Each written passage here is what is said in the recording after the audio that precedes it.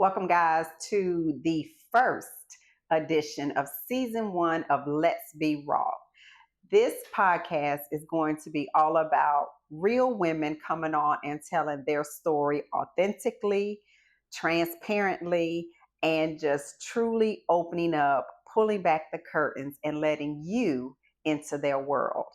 I wanted to be very specific about not only the women that I chose to come onto the platform, the stories that they were going to be willing to share, but more importantly, I wanted these ladies to come on and talk about who they are versus what they do. Because true authenticity, true relationship building, and really being able to understand a woman's story from trauma to triumph, from joy to pain, you have to know who she is.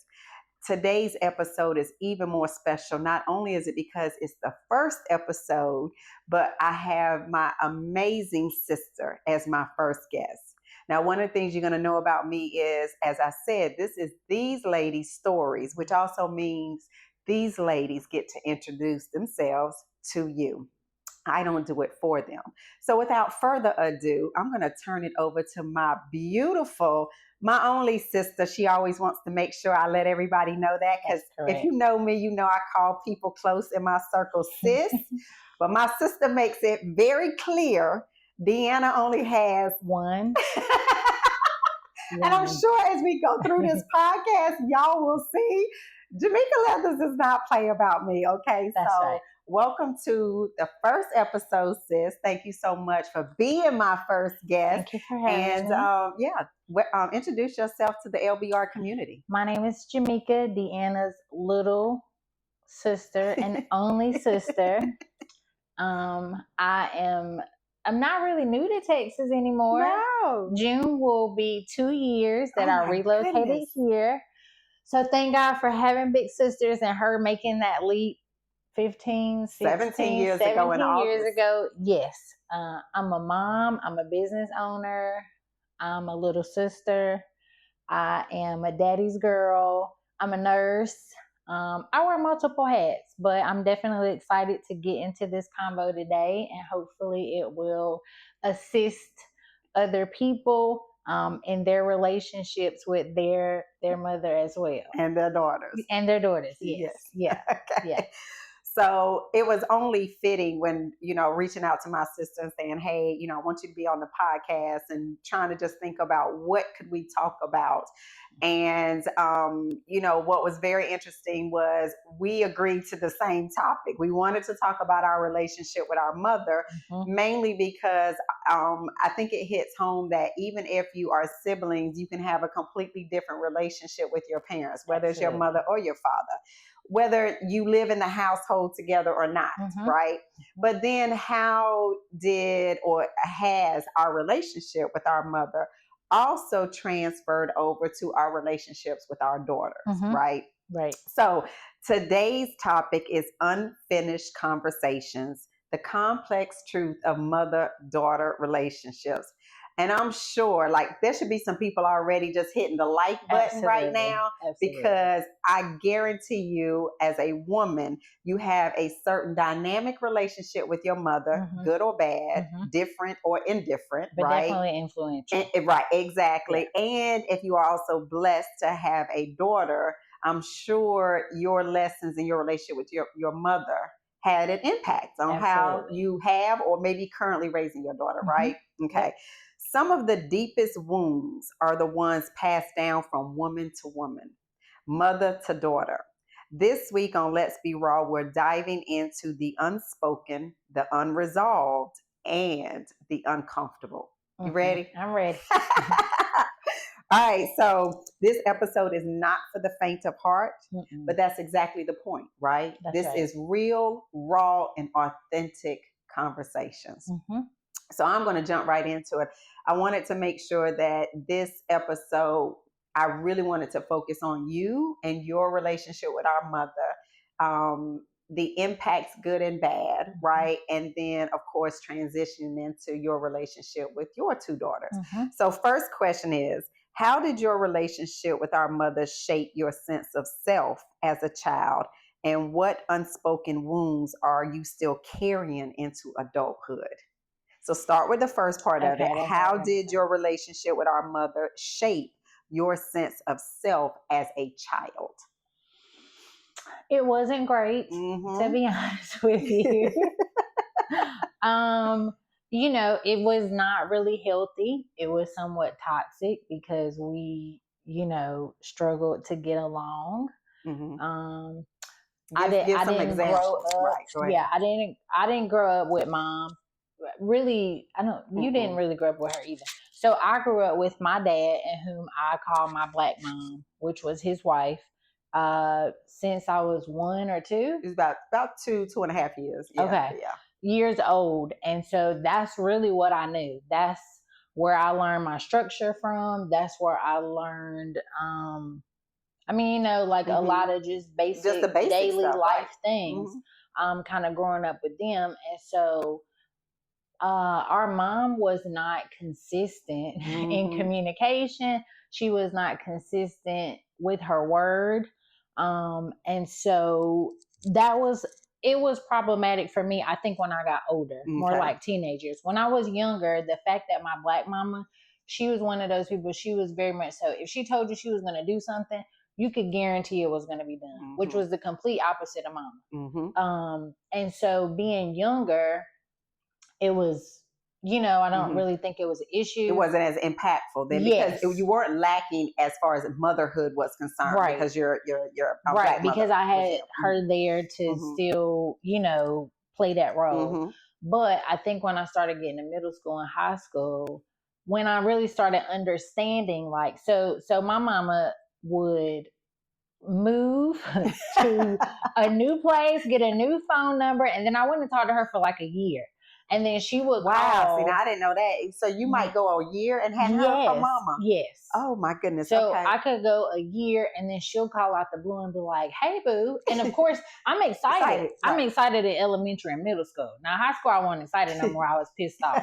But elementary and middle school, I would be like, "Hey, mom," like, because I missed her. Yeah, like, where you been? I'm saying? Yeah, where's Waldo? Where you been? You know, and she's like, "Oh, I'm working, blah, blah, blah." So when I got to high school, it was different because then it started being toxic and trauma filled because I was like, you're not keeping your word. Because my black mama, if she tell me she gonna do something, she do it. And you'll tell me you're gonna come pick me up. And then I'm sitting in the living room, I done broke the blinds. So I don't have to keep getting up every time because we lived in a cul-de-sac. So every time lights came in the cul-de-sac, I'm like, oh, that's her.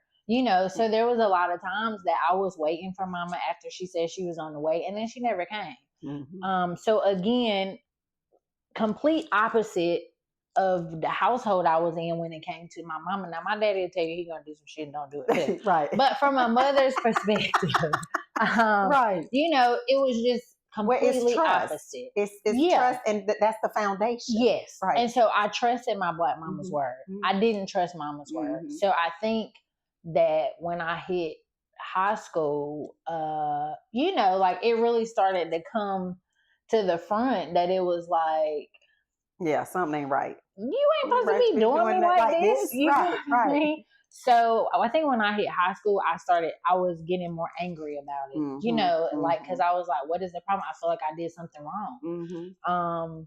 And so I think probably for itself, it made me feel like love was conditional. Like I always felt like certain things, like, oh, I got in trouble at school. Maybe she don't call because I got in trouble at school. Or maybe she doesn't, you know, she's not consistent because I'm doing something wrong. You know what I mean? So I think that definitely played a part, you know, in growing up, and just that between her and my dad and my black mom, I always felt like I had to pick a side. Yep.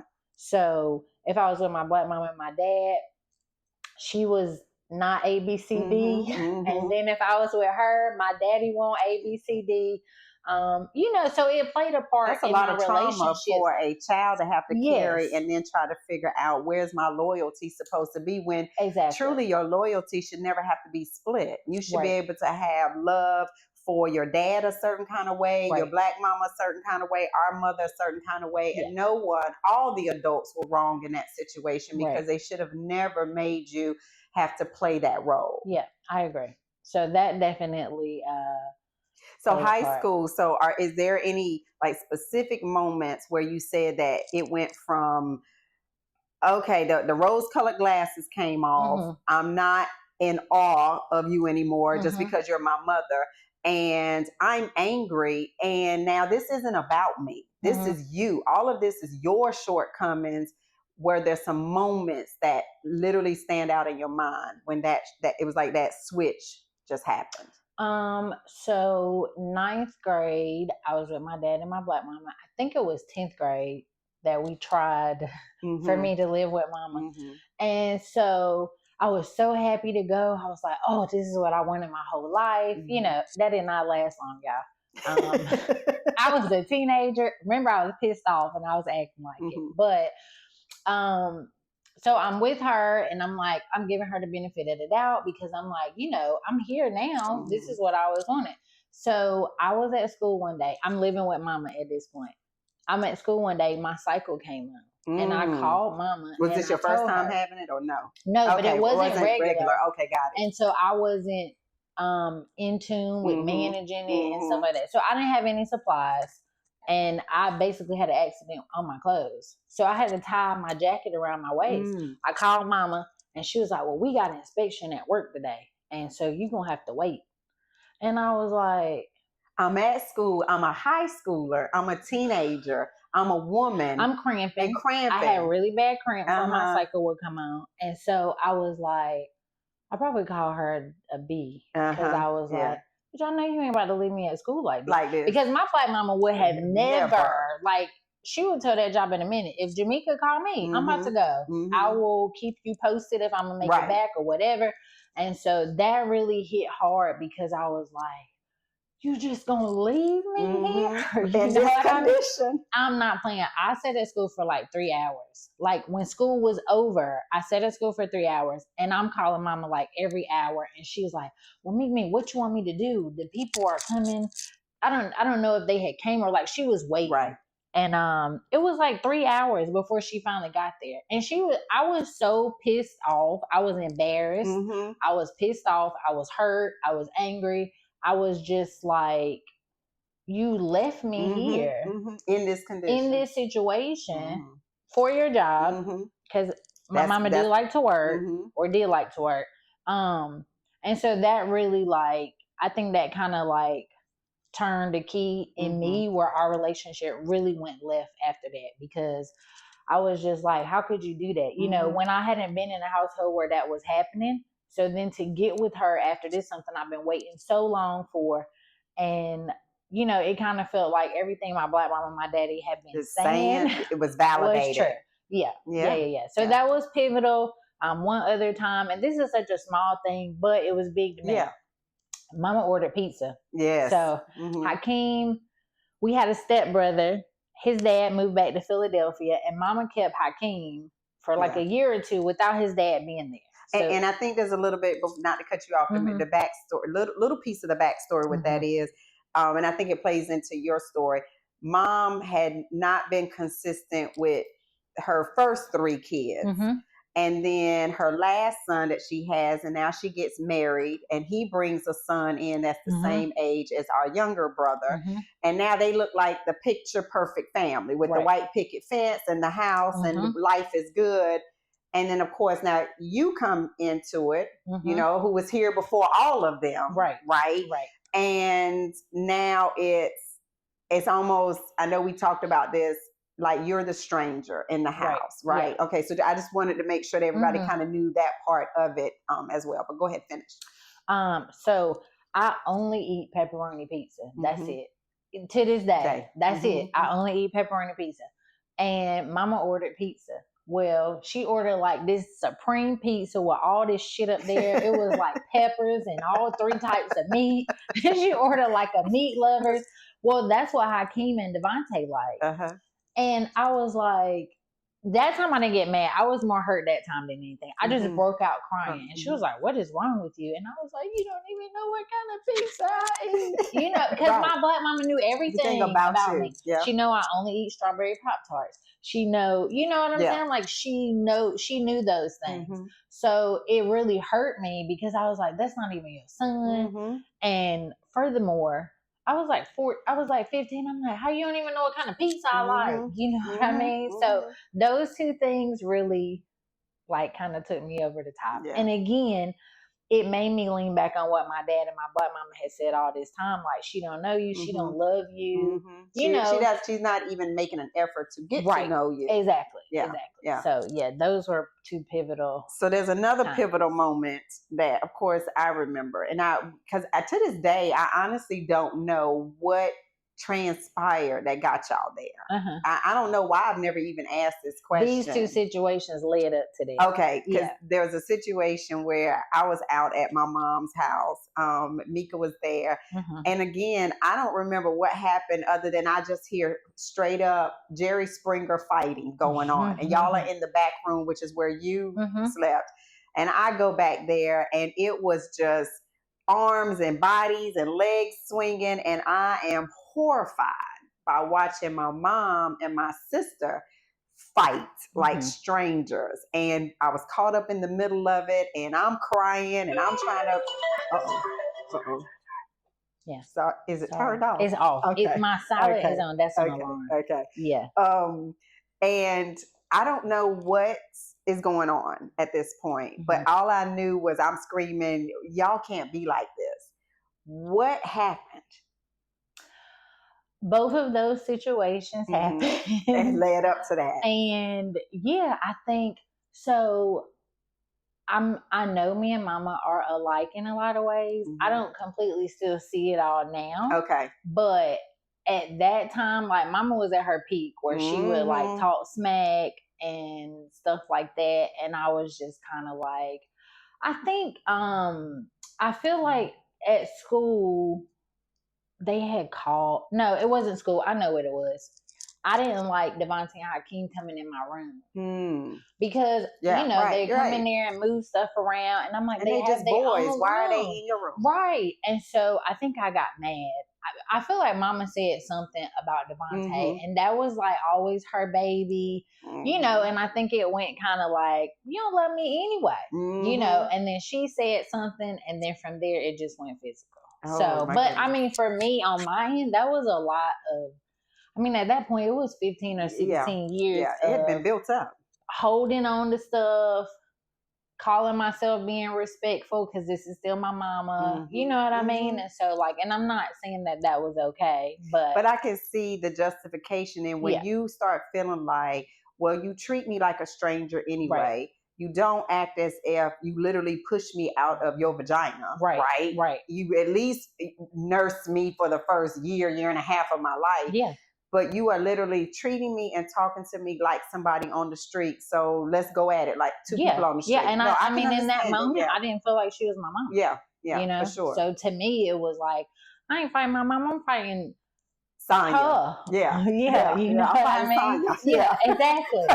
So, and she was known to fight. Oh my God. Like, hey. Yeah, this white woman did not play, but she was quick to want to pop off and go toe to toe with you. Yeah, exactly. So in that moment, I didn't feel like this is my mom. I felt like what I had been treated. Yeah. You know what I mean? Did you make the phone call or the decision to say, okay, this isn't working, I want to go back with my dad? And Mama made the call. Mama did. Mama made the call. And the crazy thing about it was she made the call and I was so upset because I felt like, here we go again. She just giving up, you know, which in all truth, me being a mama now, it was the best thing because we were not going to get along.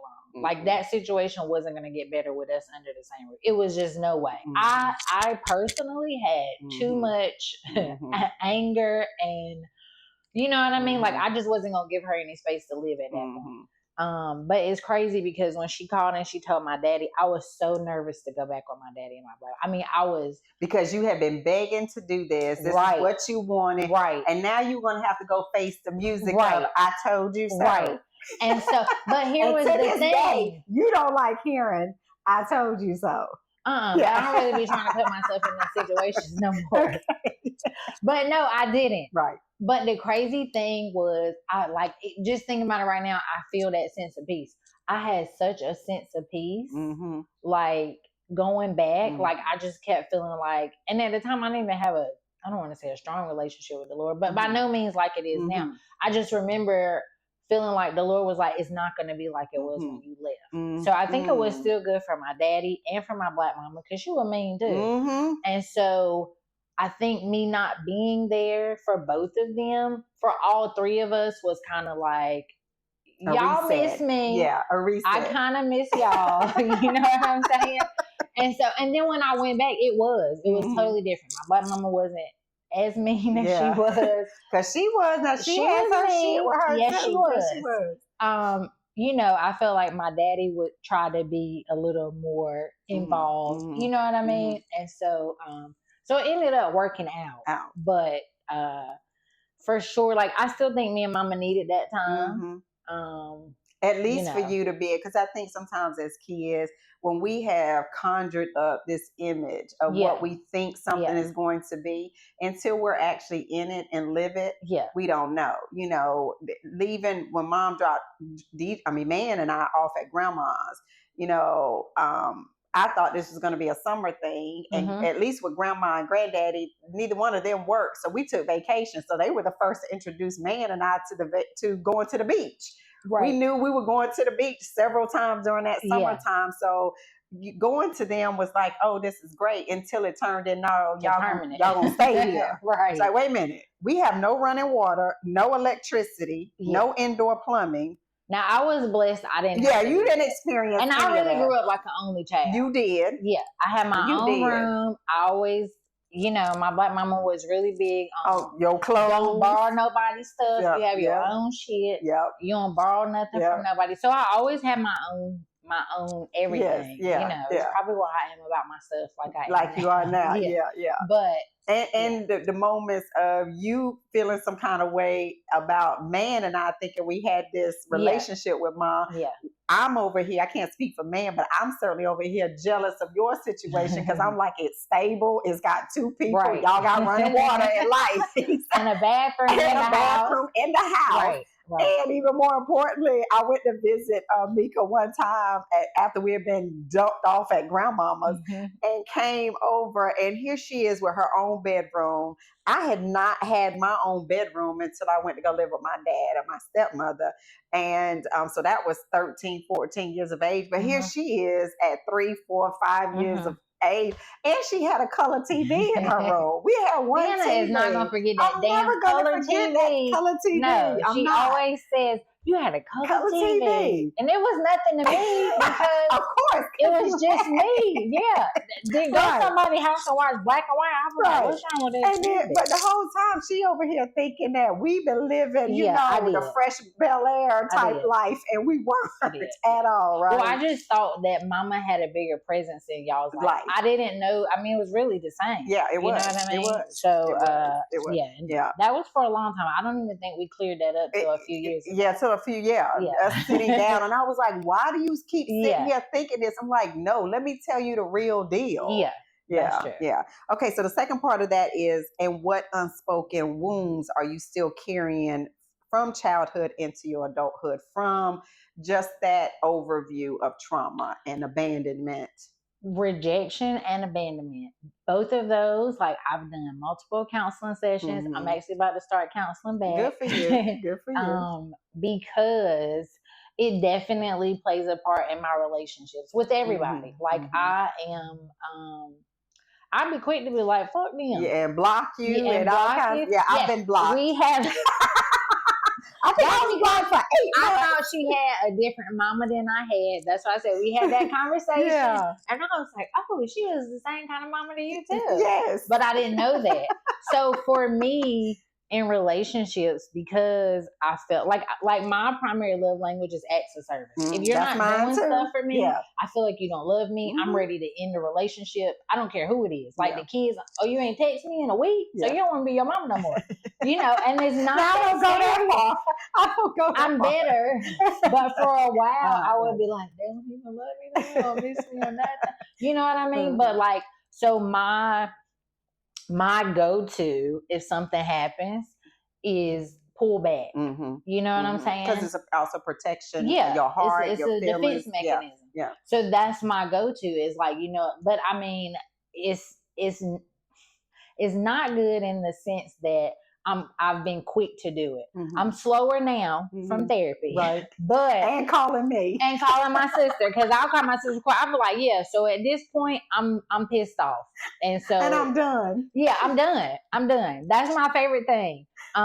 So like, and that's the thing with abandonment and rejection is it causes you to like halt or pull back from relationships because it's a defense mechanism. And so that's, like I say, even in business, you know, somebody pissed me off in business. I'm like, yeah, I don't wrote the email. And then I have to call, I have to read it through to my sister or send it to her. And she's like, well, I think we need to peel back a little bit right here. Maybe we can, do you want to salvage the relationship? I'm like, hell no. And then I have to decide, okay, maybe I should hold on to this relationship a little bit. So I don't do well with gray areas. And unfortunately, life is a lot about gray areas. And relationships are a lot of great, Like right now, I don't know if I want to be on the sidewalk or in the street as far as having a man. So, like, I love it. Either on the sidewalk or in the streets. Okay. I'm not sure. Right. So I'm just taking it daily. Today I'm on the sidewalk. Today I'm in the streets. But that comes from that. Like I fasted like 2 weeks ago, and then I've really been in like worship and stuff. I'm like, Lord, you need to help me. There's another layer to this that I need to get to. Because I will just real quickly be like, I'm done. Like even with me and my sister, when we had that moment, it was other stuff going on, but I remember like, she got me fucked up. I'm done. Like done with the relationship as her being my sister. I blocked her. Like, and we didn't tell her that I blocked her. No, she found out because I kept trying to send stuff and you had posted. Well, first off, I was still, she blocked me from phone calls and text messages. I was still connected on social media. Okay. So then I see that she's posted something about one of my nieces, something was coming up. So when I realized you weren't responding to my text messages, I'm like, wait a minute. So then I go to social media. The next thing I know, I'm blocked from social media. So now I'm like, I didn't even understand how block worked. I really thought that it's almost like do not disturb, where you can still send a message and it still will get to them. No. So I'm like texting her and I'm like cursing. I'm pissed off. I'm like, oh, so this is what we doing? I'm like, you ain't being an adult right now. You still a child. This is why we can't have these conversations. Like now I'm where if you can't tell, let's just look at the optics right now. Yeah. How I am dressed, I tend to be very completely opposite. Just, not quick to anger, anything like that. My sister, hold on, I'm clearing it up. Okay. Don't look like that. My sister, you could get her there a little bit faster. But once you get me there. Yeah, for sure. Okay, that's a whole nother level. That's for sure. Well, then she had got me there. Yeah. And I was like, oh, no, we're not doing this right here. So it's actually my best friend that she was like, this is not going to work. She would not let it go. Mika was living in North Carolina still at this time. Every chance she saw Mika, every time they went somewhere, text me. She would, this ain't right. What you doing with your sister's not right. She did. Yeah. But for y'all to know, I've blocked everybody in my life. Everybody. The kids, my daddy, my mama, both of them, aunts. Like at some point in life, I've blocked everybody. Now I haven't probably since you. Because I was heavy therapy, like every and I remember, this is what I really did love, is when you told me what your therapist said about your whole blocking mechanism. Yes. Yeah. That it was unhealthy. And ultimately what she said was, well, when you do that, is that what you want? Right. And I was like, no. And she was like, well, maybe you should try something else to get a different outcome. So that has actually been in my head. Thank you to Dr. V, because she's the one that always would say that to me.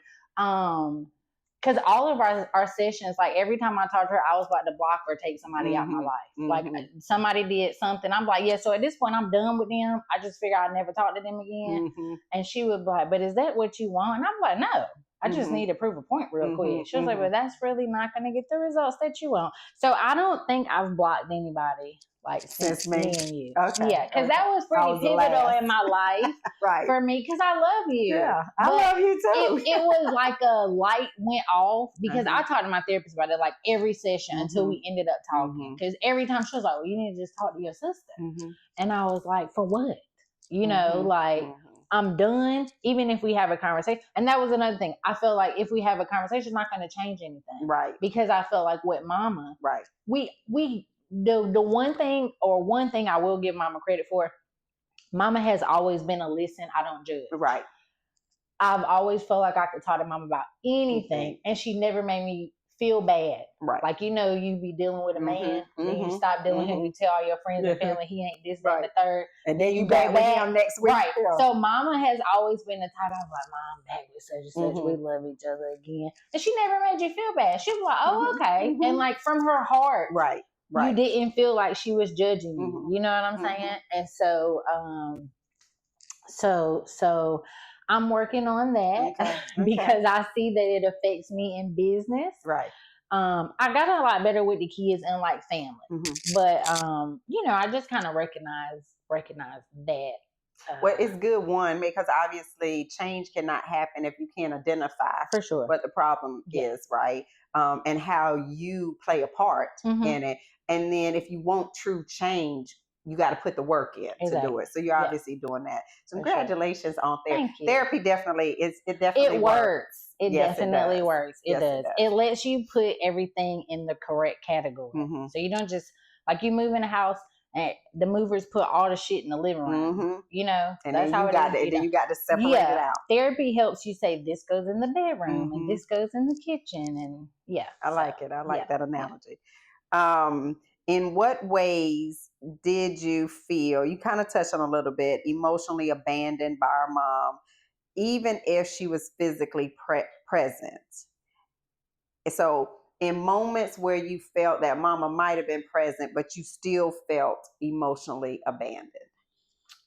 We just weren't. Mama was not, or is not, what's the word? Like touchy-feely. Yes. She's not big on hugs. Now, she'll tell you she loves you 7 times on the phone call.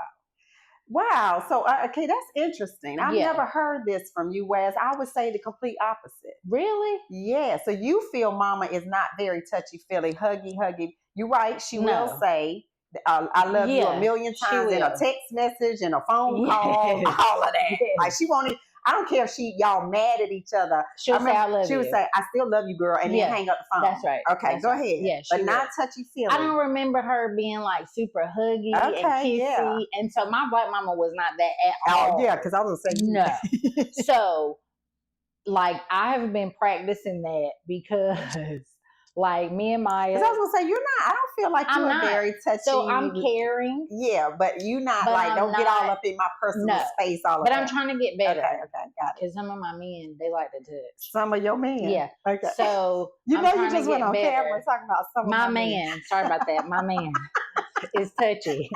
His love language is like physical touch. And for me, sometimes I'm like, don't touch me right now, I'm thinking. You know, it's not anything wrong. That's how I am. I'm just like, I need my space right now. You're overstimulating me by touching me. You know what I mean? And so I don't think I was maybe I should say nurturing. That's the word. Mama wasn't super like nurturing in the physical aspect of it.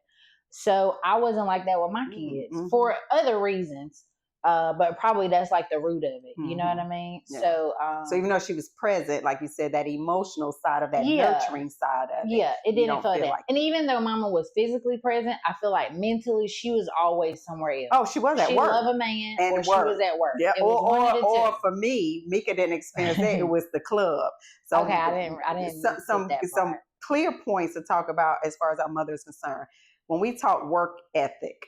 Yeah. I have never met. Her leg could fall off. And she was still going to be at work with her. Yeah. Right. Yeah. She did not believe in excuses when it came to work. She did not call out sick. So that definitely we both inherited from her. Remember, she had Bell's palsy. She had strep throat. And she had a stroke. She had 2 ear infections. Yeah. And then remember one time. And she went to work. Yeah. Like she was like, well, I don't know what I'm supposed to do. I'm like, get somewhere and sit down. Yeah. So we did get that from her. We got that from her. But my mom, while she worked hard, she played hard too. And so, at that time, they had just started introducing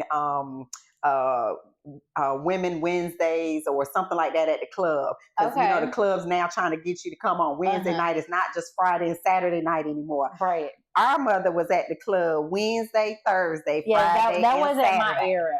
You don't remember that era. No, I remember that era. Okay. So you're absolutely right. If it wasn't work, a man, or the club, like she could be 100% committed to those areas. But when it came to, and I think it was easy for her because of me being the oldest, and she had somebody to help take care of. Because at that point, as far as my full memory of those three parts of her life, you were there and man was there. So here I am being the matriarch, the latchkey kid, and the big sister and the mama to both of y'all. So but so I just wanted to kind of point, there were some things definitely about our mom that we got from her. One of my fondest memories is mama, for me, she taught and made sure that one of the first sets of words we knew was "I love you." Like I took that, and that was something I definitely imparted into my kids. Like, I don't care, we were not going to get off the phone without you telling me I love you, because you just never know, right? If that's the last phone call. But more importantly, I don't care. And she used to piss me off because I'd be so mad at her. And then she'd say, but I love you, girl. And then hang up the phone. And then I feel like, you done transfer that shit back over to me. I want to be mad right now, but you done told me you love me. Right? Like, how can I be mad because you just told me you love me, right? But then I do it with my kids. Me too. Yeah, you do that. I text the kid. How mama do us with those damn text messages. I do that with the boys. Like, I'm like, good morning, Chris. I love you so much. Make good choices today. Hey, E, I love you. Good morning. Yeah. But they randomly do it back to me too. And like, Kenny come home. I'm like, hey, Kenny girl, how was your day? And she'll be like, it was good. I'm like, all right, well, I love you, girl. So just always saying that, because that's a love language, words of affirmation. So just hearing it sometimes is like all you need. You don't know what they thinking or somebody else is thinking. Going so that's been a good thing. All right, our next question before we take a quick little break. Now that you're a mother to a daughter, or to two daughters, what intentional steps are you taking to break generational cycles and parent from a place of awareness rather than action? And before you answer it, I want you to also answer it and break it up. Because you, in my opinion, were also blessed in the sense that you did have two mothers. And so you had two different experiences, which gave you, I think, a very well-rounded viewship of motherhood. So let's talk Black mother. I always used to like this when she say, that's my Black mama. That's my white mama. Talk from her and then talk from our mother. Okay. Say the first part of the question again. Now that you're a mother to daughters, what intentional steps are you taking to break generational cycles and parent from a place of awareness rather than reaction? So some of the good things from my Black mama, again, like I trusted her wholeheartedly. If she told me she was gonna bring me a bobby pin to school at 10, she was gonna bring. She might be a little late. She might be about 10, but she coming. But she coming. You know what I'm saying? Like, she was very big on her word. Like, I honestly, I don't even really recall a time that she didn't keep her word. Like, and again, it's crazy because that was a complete opposite of mama. You know what I'm saying? So I still needed that. So that's played a big part with my kids, because I feel like it's kind of, maybe if I didn't have her, I might have felt kind of to more mama patterns. I don't know. But that was very influential because I'm big on my word with the kids. Like, they look for me, the boys being in North Carolina, they know I'm going to send them a spring package, shorts and shirts and drawers and socks. And same thing, wintertime and Christmas and stuff. So like, my Black mama, she kept her word. She was a provider. Like, naturally, you know what I'm saying? Like, I never worried about clothes. I never worried about running out of stuff. It was always there. She was consistent. So I definitely have carried those things over with my kids. For sure. I think all of those were good. probably some areas I tried to improve on when it came to my Black mama is she was not emotional at all. Like I think I've seen her cry twice in my life, and I cry twice a week. Right. You know what I'm saying? Yeah, we got the emotional side from our mama. Right. Yeah, like whatever. I'm like, I quit. I'm done. I'm done. The man said, cut the tape or finish. You know, like that happens regularly. You know that. I know. So she was not very emotional, like at all. She was very black and white. She was very concrete about. But she also had, if I remember, did she have a military background or some type her of? Dad raised her. Yeah, because I was gonna say something. Yeah. So she didn't even have that motherly touch. And I'm sure that's where it came from her. Her mom passed from MS when she was like 6 or 7, and she was the baby of her siblings. Okay. And so she really grew up with her dad's upbringing. So I think that probably played a part in that. But again, very concrete, like she ran the house militant. Every time I got around her, I was like, I'm not getting ready to say nothing at all. I just remember so one time I did dance in elementary school, and so I feel like this makes me old, but this elementary school, grandmas made their skirts for dance, right? Well, they sent the paper home with a certain color, and it was the wrong color. So the teacher was like, hey, let your parents know the color you need to get is magenta for the fabric. We get to Walmart to buy the fabric. I tell Audrey. Now, also, other kids have bought their skirts in at this point, so I know what color the skirt is. So I'm like, Mom, the color is magenta. The lady made a accident on the paper. I'm going to do what Wake County Public School put on this paper. That's what she said. So out of 20 plus kids that had a magenta skirt, I had rose. No. Yes, I did. I was so mad at her because I was like, you don't listen for shit. I am telling you, I am at the school, and this is not the color. People that brought in their skirts, it's magenta. It is not rose. And do you know? And she won't apologize either. So she comes to the dance recital. She don't say nothing. She act like I got the right color skirt on. I'm embarrassed. She don't act like you the eyeball. No, not at all. Nothing. She literally does not mention it at all, Deanna. So I'm literally like, this nigga know my skirt is a different color than everybody else on the stage. Like it was a 5th grade dance recital, so it was packed with people, and I did 2 dance classes. So I was over it. But she didn't do gray areas. Like she was black and white. So I've tried to listen to the kids more because like she didn't give you no room for that. I remember I whistled one day and she smacked the shit out of me. And I was like, I cried. Right. It was like 8 years before I figured out why she slapped me, because she said girls don't whistle. But I was like, how the hell do I know that at 7? And then everybody doesn't even believe girls don't whistle. Why wouldn't girls whistle? I don't know. That was a belief she had, and she stuck to it. Like, and so you get the backhand slap, not a Mika, we do not whistle because girls no, not at all. Boom.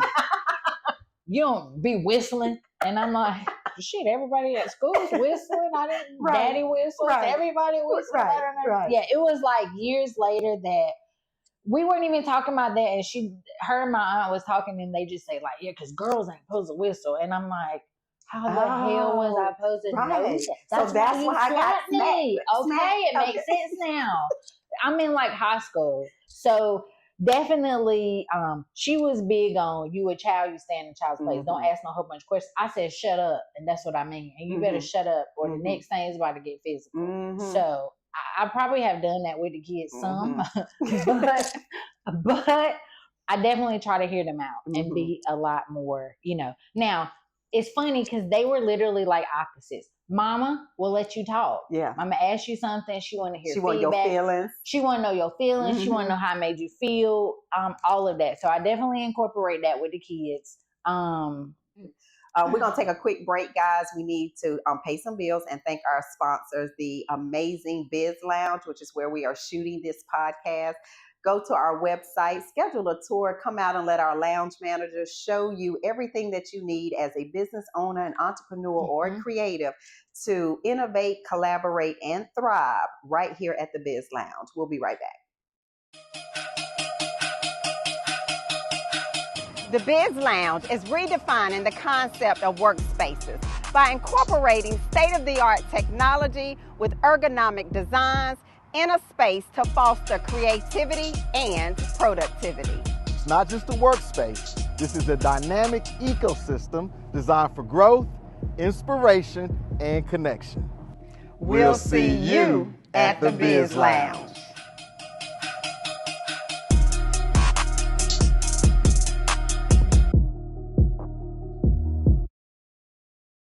Welcome back, guys, to Let's Be Raw, episode 1, where we are talking about unfinished conversations, the complex truth of mother-daughter relationships.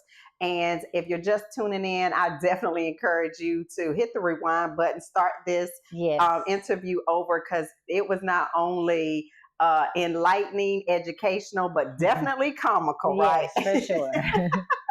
So welcome back to my special guest, who is also my beautiful and amazing sister, Miss Jameka Leathers. Only sister. Only sister. Yes. Only sister. That's right. This episode is about breaking silence, healing trauma, and giving yourself permission to feel it all, even without guilt, right? Mm-hmm. We talked a lot in the first segment, even to the point where, our cameraman told us we went over our time, but it was so good. It was. We really couldn't stop it. Mm-hmm. But leading right back into it, so we painted the picture. We gave the LBR community your foundation as far as the relationship was concerned with your Black mother, our mother, right? Mm-hmm. How that went from childhood to high school, and from high school into adulthood. And then we transitioned to you having 2 daughters of your own, right? And then even the relationship that you have with other women, right? Even myself included, right? And how between trauma and misunderstandings, right? And how we just have such a very beautiful, I feel just a very beautiful, very organic, very nurturing, funny. This is my spiritual advisor right here. I just think our relationship, I'm actually grateful what we did go through. Me too. Right? Yeah. Because I feel like it has made such for a beautiful, it made us have a more intimate relationship. Yeah, for sure. What does forgiveness look like when your mother never apologized or even acknowledged the pain she caused? Can healing happen without reconciliation? So have you ever received an apology from your Black mother or our mother, just in general, just you've expressed something to them and they just literally heartfelt looked at you and said, "I'm sorry, Mika," with no, but this, you don't understand this. I'm sorry. I don't think so. Wow. Yeah. Like my Black mama, she didn't believe in apologizing. She apologized by doing stuff. So like, I think you do that. I do. I do for sure. Like, wait a minute, where'd she get that from? One time she said I did something and I didn't. And I think I was pregnant with Maya. I was so mad at her because the truth ended up coming out like a few weeks later. She never apologized. She called me and she's like, "Oh, I got you some outfits at the house. I laid them out on the bed." So that's probably also why I'm an acts of service or gifts person, because that's what you've been always how she, showed her love. Like, it was nothing for me to come home and she bought me something like a new outfit on the bed, and I'm like, you know what I'm saying? She loves. And then all of a sudden, you don't forgot about what I forgot. Damn, I don't even know what that was. What did I do to deserve this? You know what I'm saying? So like, that was her way of apologizing. I think Mama has apologized, but I think it's always had something behind it. It was never like I'm sorry. Yeah, it was like, well, but your daddy, like, well, I'm sorry, Mimi, but it was a lot going on right there. It wasn't just like, I'm sorry, that's it. Because no matter what you say after that, it doesn't change how it affected me. Well, it takes away the apology. Yes, exactly. So, and I've definitely, I've made it my business. I done talk to the kids, snot nose, crying, apologizing. They're like, "Mama, what's wrong?" And I'm just toe up because I'm like, "I'm sorry, I didn't pick a good daddy." And they like, "It's okay." I don't give any rebuttal behind it. Right. Like, I'm just flat out, I'm sorry. Right. And I take onus on, I chose. I got to take that one to the chin. Yeah. That's on me. Right. I'm sorry. I'm going to be here. Right. But I'm sorry. Like, just a flat out apology. Because like you said, if you add a whole bunch to it, it takes away your responsibility. You forgot about I'm sorry. Yeah. All you hear is everything else that came after it. Exactly. So so I don't I mean, if my Black mama was still here, I don't know if she might have apologized. But that was her way of apologizing. Are you hoping, for the simple fact that our mother is still here, are you still hoping that you can get that? Like, are you still looking for that apology? Are you truly wanting her to give that apology?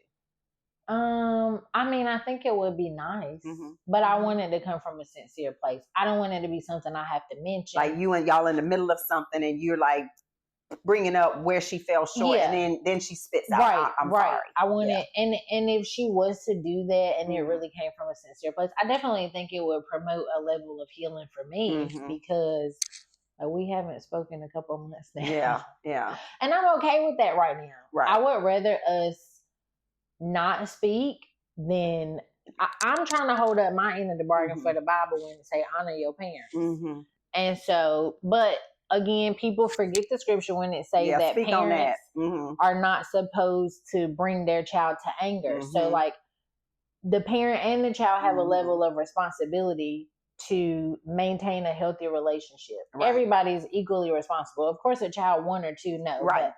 But as you adults, get to where you're able to make decisions and choices and understand how those things are going to affect life and things like that, everybody is responsible. You know what I'm saying? And so, it would be nice, of course.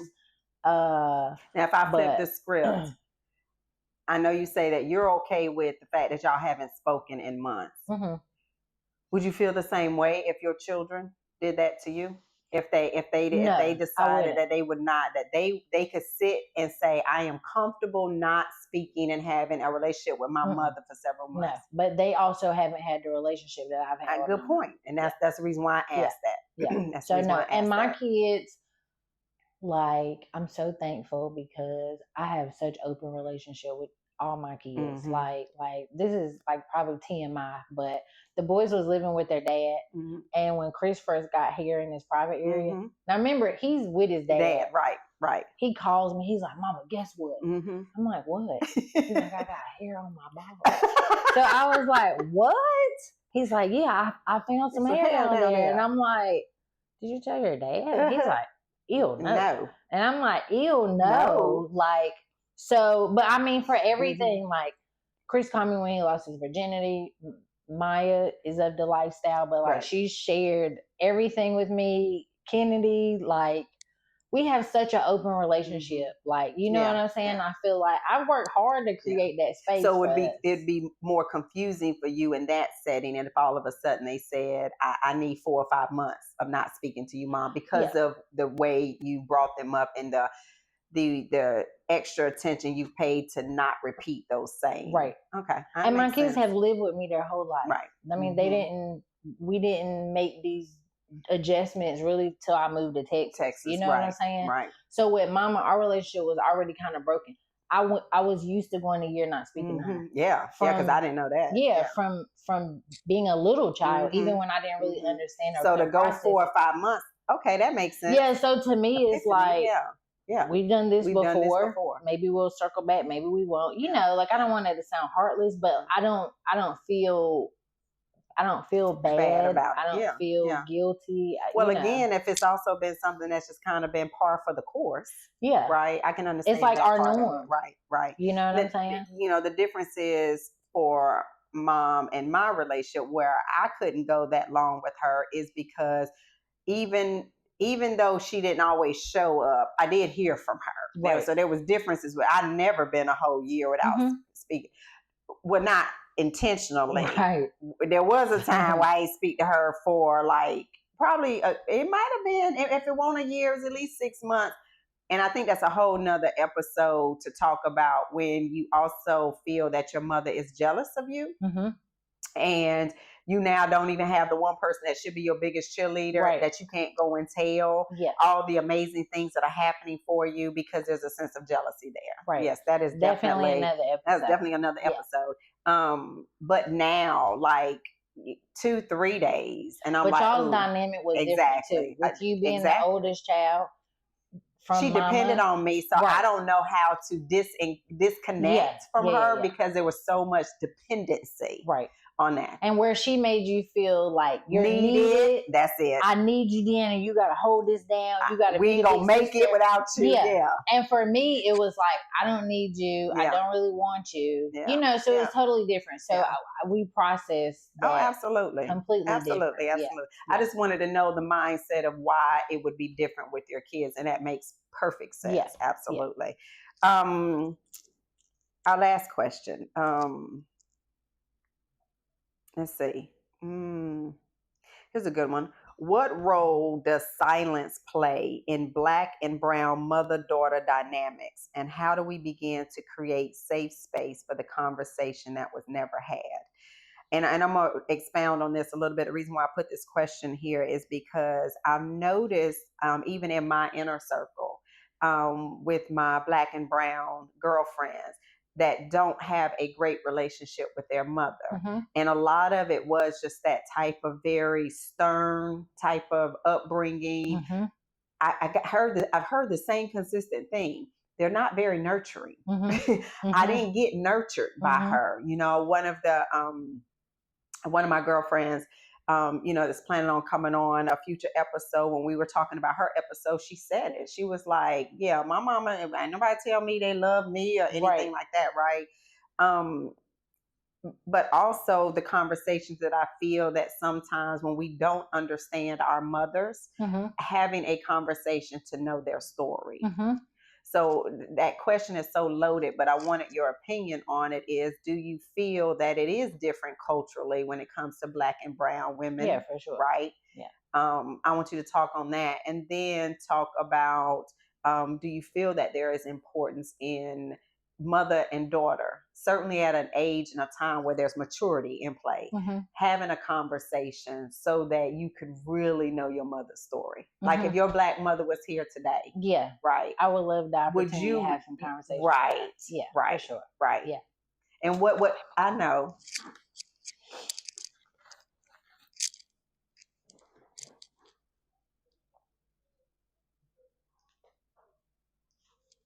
It's okay. We're going to push through.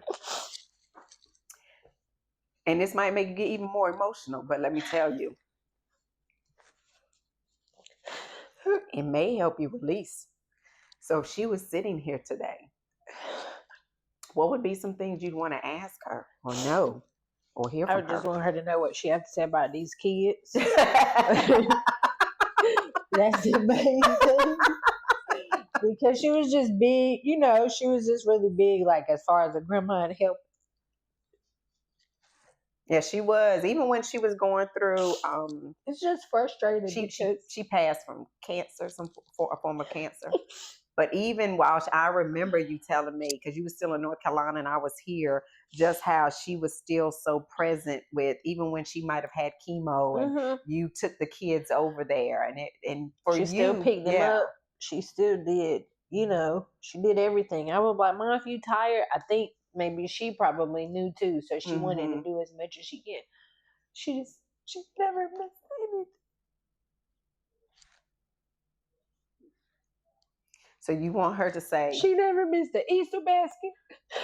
She never missed the kids' birthdays. Like she never missed anything.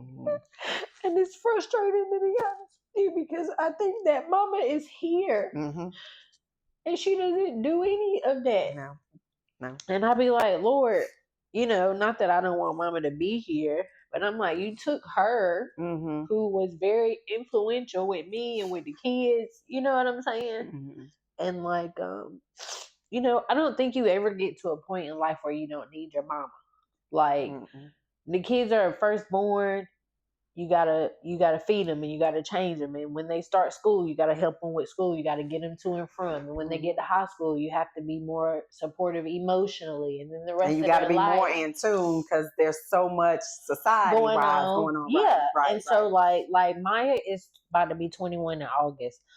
I almost feel like the older she gets, she needs me more, because she like. I was like, Maya, don't worry about your taxes. I'm gonna take care of that. She's like, am I gonna go to jail if I don't do them? And I'm like, what? Like, where did that come from? Right. But like she still needs me. And like one thing I've learned moving to Texas, like from nursing, is I am naturally like a caregiver. You are. That's just even when sometimes I think you try to fight against it. I do. But like when I first moved here, I was so like I think I was depressed a little bit because I was like, I ain't got nobody to take care of. Even though it was hard, but I was like the kids weren't here and I was like Aaron catch the bus to school. I feel like I didn't have anything to do. And so like I know naturally I'm that. And so it almost felt like at one point I was like, these damn kids don't need me no more. The shit I done did for them. You know what I'm saying? Yeah. So like, but I know that's not true. Like Kennedy will, I mean, if it's parting her hair, right? You know what I'm saying? Like I need to feel needed. So like that is, let me just tell you, that is Sonya all day long. Because I have realized that is, while I feel sometimes it's my superpower, I also realize that it's become almost a crutch for me because when I don't feel needed, I get pissed off. I get mad. Me too.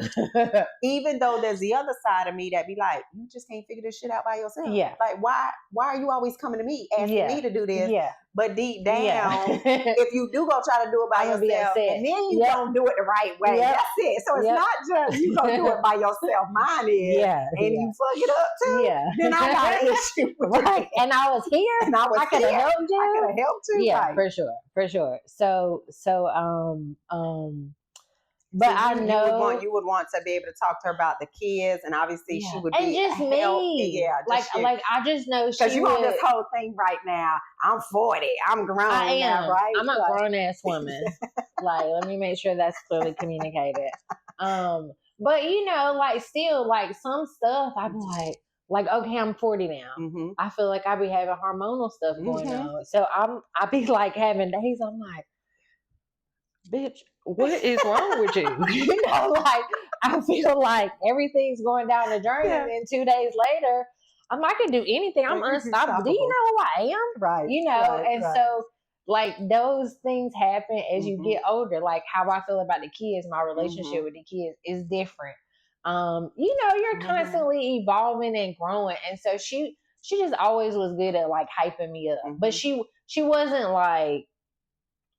like she got something waving in the stands. It would be like I could come home. I've always done good in school. Like I didn't have to study. I could listen. I'm an auditory learner. I could listen and pass. So like nursing school, the first test we took, I passed. There's only 3 people in the class that passed. And they was like, what you study? I was like, bitch, I got all these kids. I didn't have time to study. I just listened in class. And so I remember I called her and I was like, Mom, guess what? I was like, only 3 people passed the test in the class, and I was one of them. And I got like the highest score. And she was like, were you smart, Jameka? Yeah. It's a very matter of fact, but there was some congratulatory. Yeah.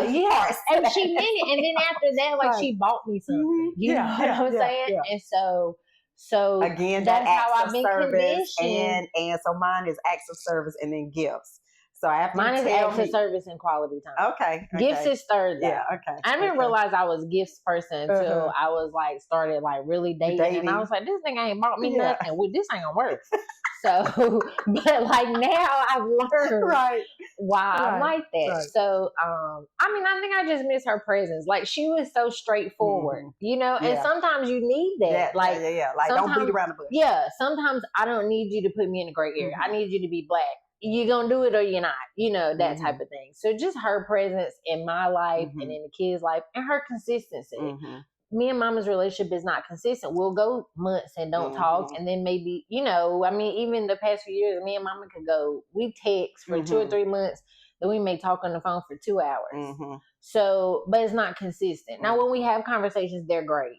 But my black mama, like knowing I'm here in Texas, like she definitely would be doing weekly calls, weekly check-ins. Coming to visit. My daddy, like I called him a few weeks ago. I was like, yeah, nigga, you got a daughter in Texas, right? Because I hadn't talked to him in a little bit. And he bust out laughing because that's something she did before. And so I just appreciate her consistency. And so I think I missed that. You know what I mean? And because I've kind of struggled moving here, trying to maintain that with the kids, like I think her presence helped me because I would be like, if nothing else, she gonna call and say, y'all all right down there? or I'd be down there in June or, you something know, like whatever. Right. But I just could count on her. Yeah. You know what I'm saying? And my daddy be trying, bless his heart. But he's a man. Yeah, it's different. It's different. So, like, you know, I miss that. Well, to end it, our mother is here. Yeah. Would you want to? Are you looking forward to sitting and having a conversation with her where you feel that y'all could truly be authentic and you could ask those questions? What questions? Well, I don't know. I'm trying to figure out if you have any questions. I mean, I took your advice a while ago when you was like, get mama's story. So that helped me deal with her better. Because what I will say, now early on, like, it could go bad. Like, I would cuss her out. She gonna fuss back with me. Like, it was just very toxic. Unhealthy and toxic. Now, the last few years, we haven't had that. Right. So I think that's improvement. That's growth. Yes, yeah, I'll be like, Mama, you piss me off. And Don't then you'll end the call, which is the best thing to do. And I'll end the call. Right. So, so we have some points of growth. Okay. You know what I mean? Yes, I am. So I would not be opposed to a conversation. I think it's just, I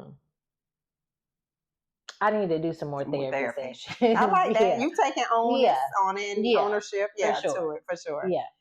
Okay. Yeah. Is there anything, like any last minute advice you want to offer to the LBR community, like daughters right now struggling with a relationship with their mother, or mothers with their daughters, or anything like that?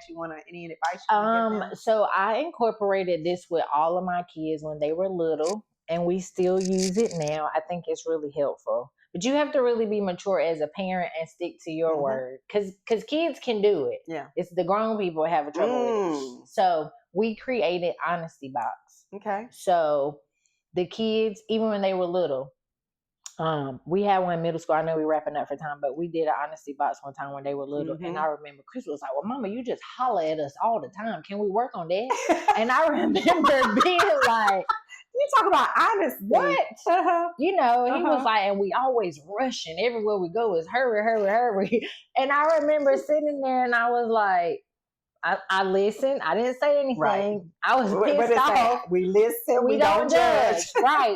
But I remember like going in my room and like over the next few days, I'm thinking, damn, do I holler all the time? Is we always rushing? And I started thinking, but I'm like, we are. Yeah. I do be hollering all the time. You know what I'm saying? So it kind of helped me because, like you said, a lot of people that you spoke to, the dynamic of their relationship, their mother wasn't a nurturer. Well, she might not have had the space to be a nurturer. Right. I didn't. A single That's parent why with I say 4 the kids. Story, knowing their story. Yeah, so that definitely matters. But I think that a lot of times, like to me, so the Bible reference that your kids are like a bow in your hand, like a weapon or like a safety for you. And so like the older the kids have gotten, you know, like I'll be having a moment in business or something, or like just a rough week, and one of the boys will be like, Mama, you grind so hard. I hope everything going. You know, they just send a little message. Or like last Sunday we went to church. I had a whole meltdown in the morning, which Kenny ended up going to the altar, so I think that's why. Okay. But whole meltdown. Like I was boohoo crying before we went to church, and Kenny was like, she came and she hugged me and she rubbed my back. She started crying and everything. But it was so intimate. Yes. That it like helped me because I was like, she loved me, you know. Not that I didn't think she did, right. But I created Honesty Box because a lot of times growing up, I didn't feel heard, or I didn't feel like I could safely be heard. Like I felt like, because there were times I did try to share stuff and it kind of backfired from one parent or all of them. So I created Honesty Box, and the kids can come and they just be like, Mama, Honesty Box, and I'm like, okay. You take that deep breath right there. It doesn't mean I won't be disappointed or sad. Right. But usually if they communicated something to me, I would say, okay, well, I think we both should take a little time. And maybe tomorrow when you get out of school, we'll come back and have a if I knew it, you know, kind of got me up there. Or triggered. Yeah, or something like that. So because I didn't want to respond in a way that Honesty Box didn't feel safe anymore. So we've kept that, and it works for us. Like even with the kids being older now, like they don't have to say it as much because they know we've kind of built that safe place anyways. But that's kind of how I kicked it off. and then be open to what they have to say. Like when Chris was like, you just holler all the time. You know, I was offended because I'm like, here I am feeding your ass. I'm taking care of you. I got you in sports. And if I want to holler, do you know I don't even have a life outside of y'all right now? And you're concerned about me hollering? That's the least of our worries. You know, that was my thinking when he said it. But I didn't say that to him. I was just like, And he was like, we just always rushing all the time to go somewhere. And I was like, Chris, do you have anything positive to add to the story today? It's honestly time. Yeah, it's honestly biased. But I feel like that really worked. That like really has worked for us. And again, really listen and not judging, especially your girls start getting older and they're liking boys and stuff. You want to know or girls. Yeah. You want to know that. You want to know what's going on. And it only works if they really feel they can be honest and they feel like they can come and talk to you. So I would encourage all parents, especially if you feel like there's a barrier. Because, you know, kids are teenagers. They think they're in their own place anyway. But just creating that safe space to have those conversations. Because if you don't feel safe to have a conversation, you're not going to have it. You know what I'm saying? That's true. Yeah, that would be my. Well, guys, again, this has been an amazing first episode of Let's Be Raw, where we get real, authentic stories from amazing women, not just in my network, but also in the community. So if you enjoy this episode today, which I'm sure if you watched it from beginning to end, you did, make sure you subscribe, like, share, and comment. And tell somebody else about the Let's Be Raw podcast. And if you would like to be featured on a future season, you can also comment and I'll reach out to you and we'll talk about your story and see if it's worthy enough to be on the next episode. So next week's episode is going to be called Motherhood, the Truth. Loving my kids, but choosing me would have been easier. With a special guest, Ms. Taquana Clark. So again, thank you all for tuning in and we'll see you next time. Bye.